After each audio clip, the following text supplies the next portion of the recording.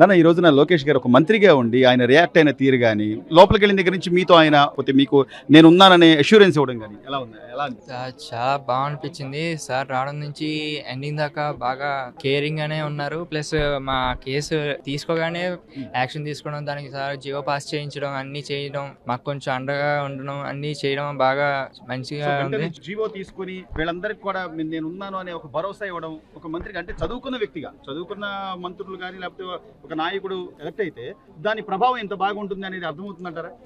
అవుతుంది ఖచ్చితంగా ఏం మేడం? అవుతుంది. ఖచ్చితంగా అర్థమవుతుంది. ఎందుకంటే ఒక 2 days లోనే ఎంత చేయగలిగారు అంటే అది జనాలకు ఎందుకు అర్థం కాదు చెప్పండి. అవును, ఆ. అవును. సో ఈ రోజున 25 మంది విద్యార్థులు వాళ్ళ ఆ, భవిష్యత్తు ఆయన నిలబెట్టినట్టే. అత్యున్నతమైనటువంటి విశ్వవిద్యాలయాల్లో మళ్ళీ వాళ్ళు జేఈ కానీ లేకపోతే ఈ రోజున చదువుకోవడం.